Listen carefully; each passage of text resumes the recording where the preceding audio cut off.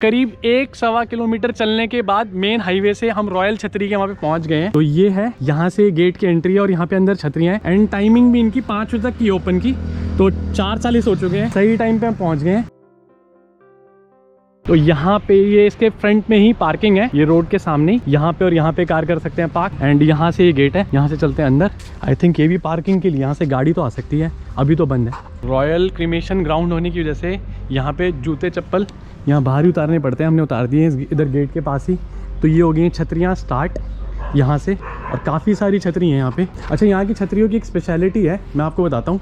जैसे जिन छतरियों में ऐसे बना हुआ है वो आदमियों की छतरियाँ हैं, मतलब यहाँ पे उनका क्रिमेशन हुआ था। एंड जिस छतरियों पे ऐसे है छोटा बना हुआ है, इसमें पैरों के निशान है, ये औरतों की छतरियाँ हैं। और काफ़ी सारी छतरियाँ, और काफ़ी अच्छी जगह है, काफ़ी सुंदर जगह है ये कृष्ण कुंवर जी की छतरी है।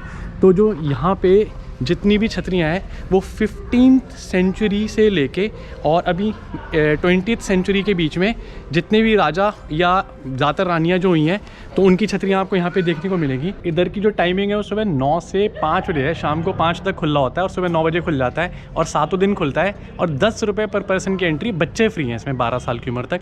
और इसकी जो प्रिजर्वेशन और जो इसका रखा रखाव है वो रॉयल फैमिली के अंडर ही है, जो बीकानेर की है। तो ये वो वाली छतरी है स्पेशल जो मैं आपको बता रहा था। इसमें एक्चुअल में क्या कहानी है, जो महाराजा गंगा सिंह जी थे, काफी मशहूर राजा हुए बीकानेर के, तो उनकी जो धर्मपत्नी थी तो उनका निधन हो गया था अकस्मात, और उनके जो छोटे छोटे बच्चे थे ना, तो उनकी भी मृत्यु हो गई थी। तो ये मैंने जैसे बताया आपको, बच्चों की छतरियां भी यहाँ पे गंगा सिंह जी के ये थे और ये थे, ये 2 थे पुत्र, तो ये इनकी भी मृत्यु हो गई थी महारानी के साथ ही। तो जो मैंने बच्चों की आपको ये छतरियां दिखाई थी, इनको कहते हैं नाडा। तो इस छतरी में कहते हैं कि इसमें से दूध निकलता था एक टाइम पे, ये दिख रहा होगा आपको एरा, तो इस छतरी से कहते हैं दूध निकलता था, तो इसको दूध वाली छतरी कहते हैं। कितना सच है कितना हुआ है ये तो पता नहीं मुझे, लेकिन मैंने जितना पढ़ा है यहाँ के बारे में, तो इस वाली छतरी में ये चीज़ है। अभी पर ऐसे पूरा सूख चुका है कि ये दूध है, लेकिन कहते हैं इस, हाँ, और ये ऊपर पेंटिंग्स भी बनाई थी, पेंटिंग्स भी उसकी वजह से पूरी, चाहे उसको सीलन भी हम कह सकते हैं, लेकिन इधर से कहते हैं वाइट, बिल्कुल दूध की तरह पानी निकलता था। तो जो ये महाराजा लाल सिंह जी की छतरी है, ये काफ़ी बड़ी लग रही है देखने में।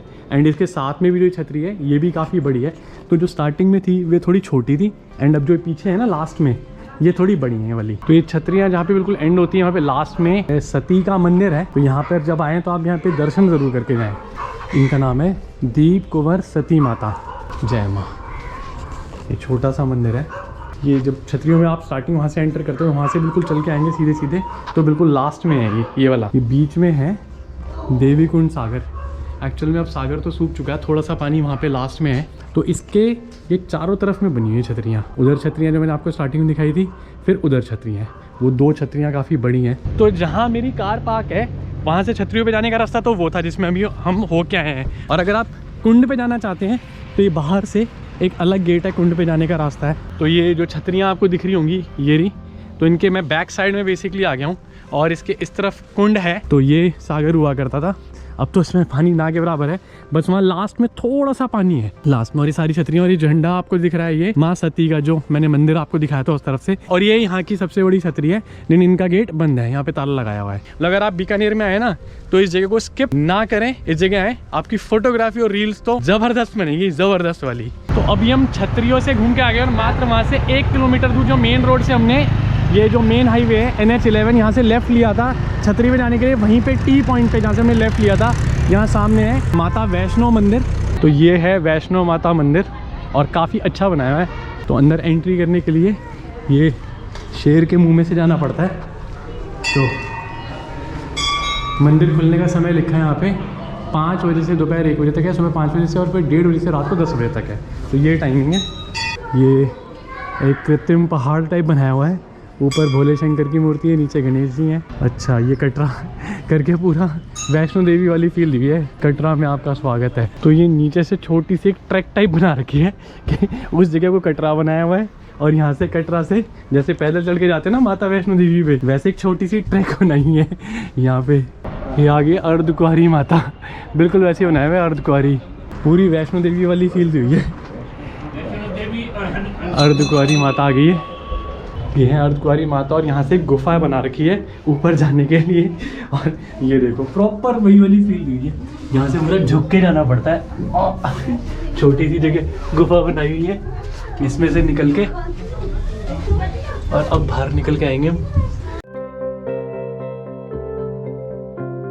तो ये टॉप पे भगवान शिव की ये बहुत बड़ी प्रतिमा बनाई हुई है एंड यहाँ से साइड से जाने का रास्ता है। चाहिए भैरवनाथ बनाए हुए यहाँ पे, पूरी वैष्णो देवी वाली फील दी हुई है हर चीज़ की, अर्धकुंवारी भैरवनाथ। और माता के दर्शन कहाँ है आगे घूम के, तो वहाँ थी ऊपर मूर्ति और वहाँ से उतर के हम पहुँच गए हैं पीछे बैक साइड में भवन में, जहाँ पे गुफा है मेन, यहाँ पे है माता के दर्शन।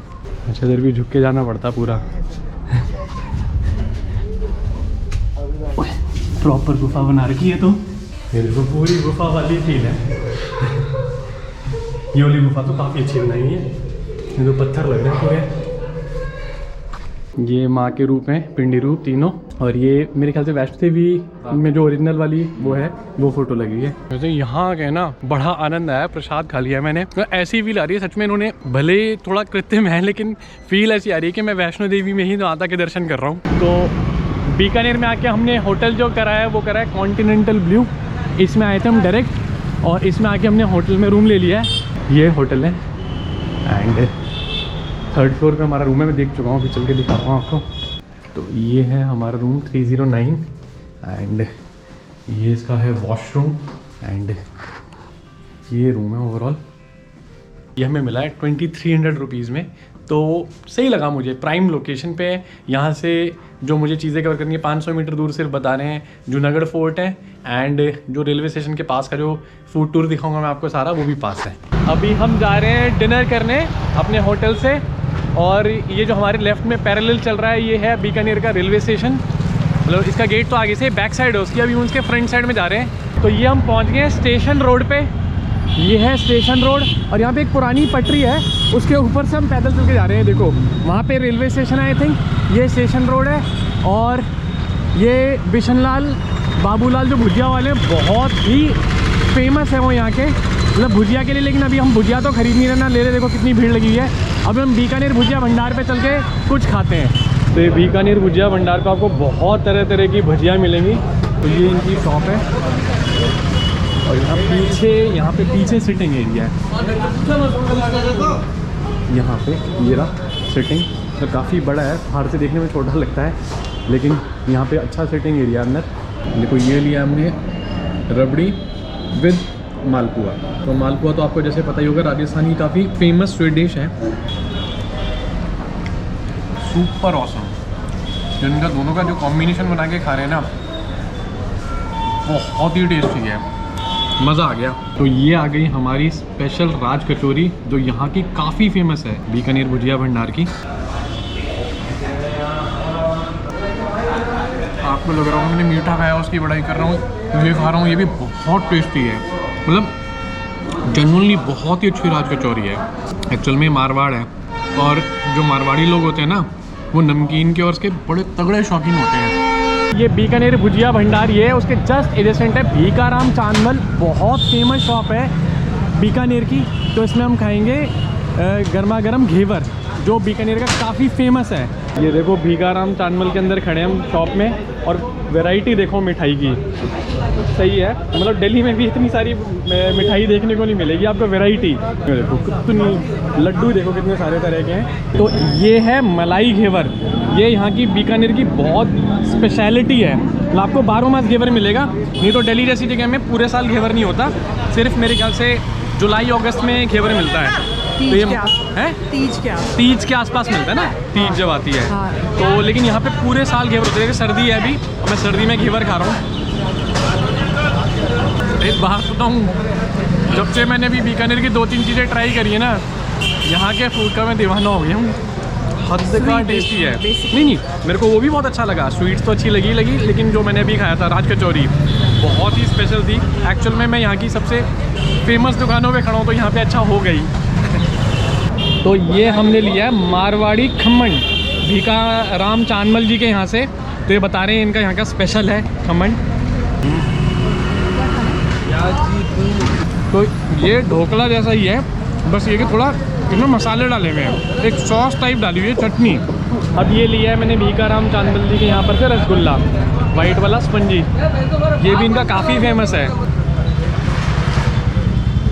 मतलब जो भी चीज़ मुंह में जाती है ना, मुंह पे खुशी आ जाती है एकदम से टेस्ट से, इतना टेस्टी है। बस ये है कि मेरे स्वाद अनुसार इसमें थोड़ा सा मीठा ज़्यादा है, थोड़ा सा, ज़्यादा नहीं। बहुत था। और घेवर कैसा लगा आपको, बताओ। घेवर मेरे फेवरेट है। अवंतिका को इससे पहले घेवर पसंद नहीं था, घर पे कभी खाती नहीं थी। यहाँ पर खाने के बाद अवंतिका ने बोला मैं कल भी घेवर खाने आऊँगी यहाँ पे। और तो यहाँ पर अगर आपको घेवर तो मस्ट ट्राई है, मस्ट ट्राई। वैसे जो फूड टूर है बीकानेर का वो हम कल करेंगे, लेकिन आज हमने एक मिनी फूड टूर कर लिया। बीकानेर भुजिया भंडार और भीकाराम चांदमल, इन दो पे हमने जो चीज़ें खाई और आपको बताई। यहाँ पे आके अब मस्ट ट्राई चीज़ें हैं, मज़ा आ जाएगा आपको खा के। तो अब हम अपने रूम पे पहुँच गए और आज हमारा फर्स्ट डे कंप्लीट होता है राजस्थान टूर का। गुड मॉर्निंग गाइस और खमा घनी, क्योंकि हम राजस्थान में हैं। अभी हम चल के बीकानेर शहर को एक्सप्लोर करेंगे। आज का दिन हमारा पूरा बीकानेर में है। सबसे पहले करेंगे हम ब्रेकफास्ट। तो अभी मैं अपने होटल से बाहर ही निकला था और सुबह ही सुबह हमें ऊँट के दीदार हो गए। ये दो जा रहे हैं, तो ये हम स्टेशन रोड की तरफ जा रहे थे और ये फाटक अभी बंद है। और बस यहाँ से ये लेफ्ट में आगे स्टेशन रोड है और वहाँ पर ये छोटू मोटू जोशी यहाँ से 200-300 मीटर दूर होगा। बीकानेर जो ये रोड है ये स्टेशन रोड है और ये है छोटू मोटू जोशी, जो सबसे फेमस शॉप है, यहाँ का रेस्टोरेंट है। अगर आप बीकानेर में आए और यहाँ पर नहीं आए तो आपने बीकानेर नहीं देखा। और ये सारा देखो पूरा ओल्ड स्टाइल में बना हुआ है। ये अंबर वाला जो है रेस्टोरेंट, ये भी काफ़ी फेमस है यहाँ पे। और ये पूरा ये रोड है, ये ओल्ड स्टेशन रोड है। तो भी छोटू मोटू जोशी पे चलते हैं। वैसे इनकी स्वीट शॉप है और इधर खाने का है, ये वाली है इनकी, ये रही, काफ़ी फेमस शॉप है। इधर चल के अब खाएंगे हम पूरी। ये इनका यहाँ पे बैठने का 20 किलो तो ये रहा। तो जो ये छोटू मोटू जोशी शॉप है ये सुबह 6:30 बजे से लेकर रात को 11 तक खुलती है। तो बहुत कम देर के लिए बंद होती है, ज़्यादातर खुली ही रहती है। और वैसे जो आपको दिख रहा है ना, ये इसका लगा लो 1% भी रश नहीं है। नहीं तो पूरे में यहाँ पे खड़े होने की जगह भी नहीं होती, इतनी भीड़ होती है। ये बन रही गर्मा गर्म जलेबी। ये ऑथेंटिक देसी घी में बनाते हो आप, किसमें बनाते हो? अच्छा, ये देसी घी है। सारा जो आपका आइटम होता जाता है सारा देसी घी का ही है, पूरी हो सब कुछ हो? हाँ, सारा देसी घी का। अच्छा, ये आपने देसी घी डाला हुआ ना सर, ये रहा। अच्छा, जितनी भी आपकी मिठाई वगैरह कुछ भी होंगी सब चीज़ प्योर देसी घी की होती है। तो ये आ गई हमारी छोटू मोटू जोशी की मशहूर पूरियाँ और ये सब्ज़ी। एक्चुअल में ये दोनों चीज़ अलग देते हैं, इनका कॉम्बो नहीं है। तो ये जो एक पूरी है ये 14 रुपये की है एंड जो सब्ज़ी है वो 60 रुपीज़ की है। ये एक प्लेट सब्ज़ी लेनी पड़ती है। और ये हमने मंगाई है जलेबी। वैसे मिनिमम 100 ग्राम देते हैं, हमने बोला भैया थोड़ा कम ही दे दो। तो पहले मैं आपको पूरी बताता हूँ। एक ये आलू की सब्ज़ी हमने मंगाई है। भैया दूसरी कौन सी बोली थी आपने, कौन सी खाते हैं? मेथी का। एक ये आलू की और मेथी की, दो फेमस सब्ज़ी यहाँ पे। हमने वैसे आलू की मंगाई है, बहुत मस्त है। थोड़ी सी सब्ज़ी स्पाइसी कहूँगा, कुछ लोगों को लगेगी, मुझे पर्सनली ऐसी स्पाइसी सब्ज़ी पसंद है तो मुझे तो बहुत ही अच्छी लगी। थोड़ी सी स्पाइसी, थोड़ी सी, ज़्यादा नहीं है, लेकिन वो स्पाइसी टच की वजह से ही इसका जो एक ऑथेंटिक टेस्ट है ना, डिफरेंट, वो चीज़ है। और हाँ, एक चीज़ है यहाँ पे, मैंने आपको पहले ही बता भी दिया कि कुछ भी चीज़ यहाँ पे बनती है, चाहे पूरी हो, सब्ज़ी हो, जलेबी हो, कुछ भी हो, सब कुछ प्योर देसी घी में बनाते हैं। यहाँ पे सब कुछ जलेबी वगैरह सब कुछ प्योर देसी घी की है। जलेबी खाओ ना, हमने तो पहले ही खा ली, इतनी टेस्टी टेस्ट कर ली? हाँ, टेस्ट दिखा, बहुत टेस्टी जलेबी है। मतलब इतनी टेस्टी जलेबी मैंने काफ़ी टाइम के बाद खाई है। नो डाउट मैं कल से बीकानेर में एक चीज़ नोटिस कर रहा हूँ, जो यहाँ की मिठाई है ना, उनका जो क्वालिटी है वो बिल्कुल टॉप क्लास है। मतलब मैं सही बता रहा हूँ, दिल्ली में अगर आप जो सबसे अच्छी जगह पे यहाँ पर बैठ के मिठाई खाओगे ना, उससे एक स्टेप ऊपर ही है यहाँ की मिठाई। तो अभी तो हम यहाँ पे ब्रेकफास्ट करके जा रहे हैं रामपुरिया हवेली, जो यहाँ से पास ही है। तो ये हम घूम रहे हैं ओल्ड बीकानेर की गलियों में, जहाँ पर है रामपुरिया हवेली, बिल्कुल पतली पतली संकरी गलियों में। तो हम सुबह थोड़ा जल्दी आ गए हैं, तो अपनी कार यहाँ पर आ गई है आराम से। दिन में तो थोड़ी समस्या वाली बात ही है। वैसे अगर आप आए हैं तो आप ऑटो से हैं तो ज़्यादा बेटर रहेगा। इधर वो देखो सामने हमें दिख गई है रामपुरिया हवेली, दूर से देखने में ही पता लग रहा है कितनी सुंदर है। तो जो ये रामपुरिया हवेली है प्रोटेक्टेड मॉन्यूमेंट है बाय राजस्थान गवर्नमेंट। अगर यहाँ पर कोई उल्टी सीधी हरकत करता तो 1 लाख रुपए का जुर्माना है। तो भी चलते हैं। यहाँ ये छोटी सी कार पार्किंग कह सकते हैं, ऐसे मैंने कार पार्क कर दिया है। और ये है सामने, ये जो दिख रही है आपको, ये रामपुरिया हवेली है।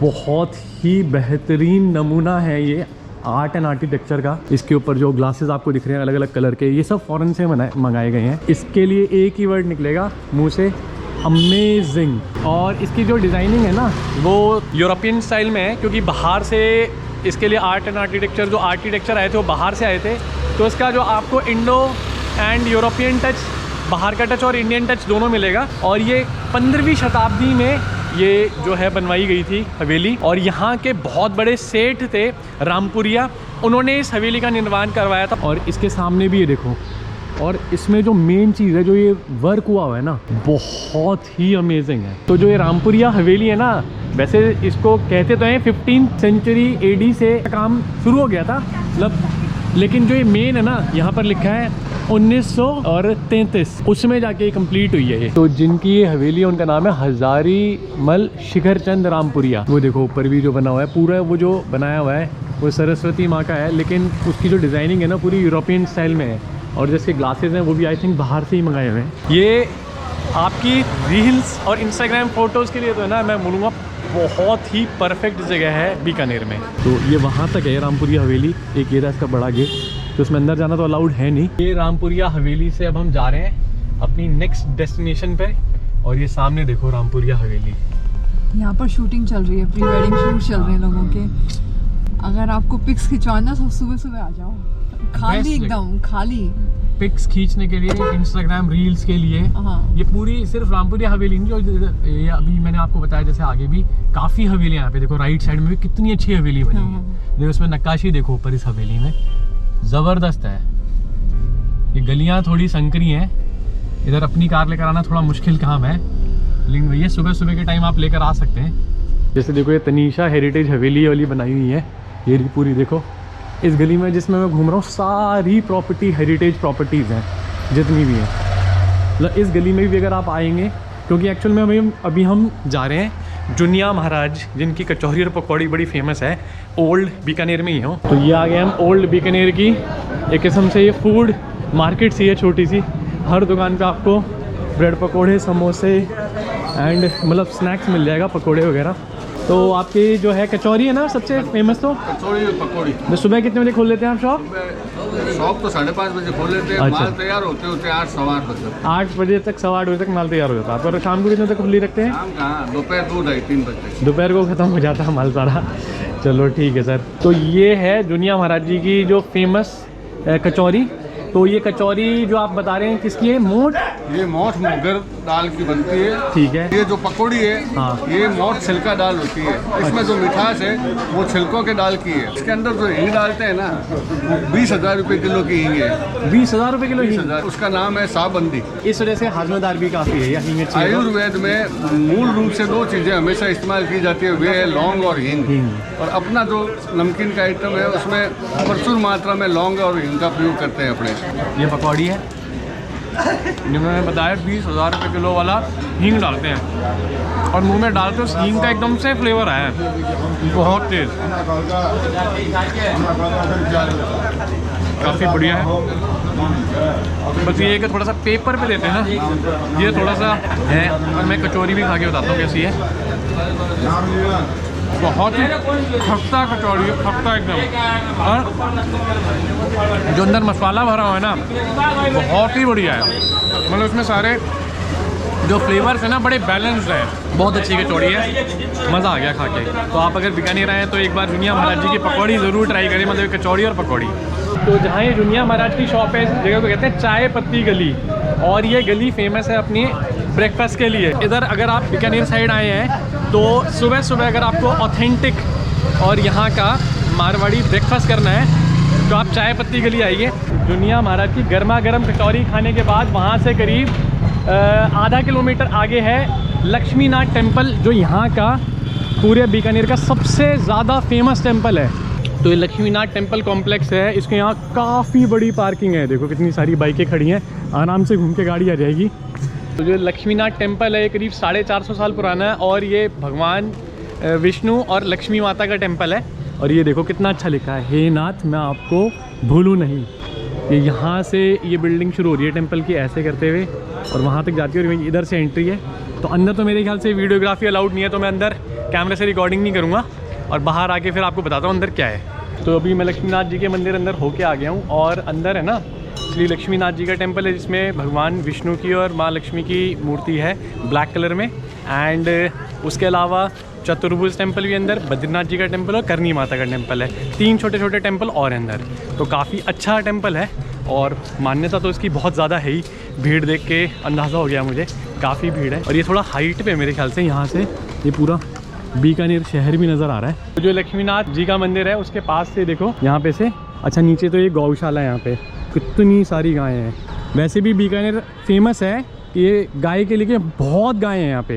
मेरे ख्याल से ऑल ओवर इंडिया में अगर किसी एक जगह पे सबसे ज़्यादा गायें वो बीकानेर में है। और ये पूरा देखो बीकानेर शहर आपको नज़र आ रहा है यहाँ से।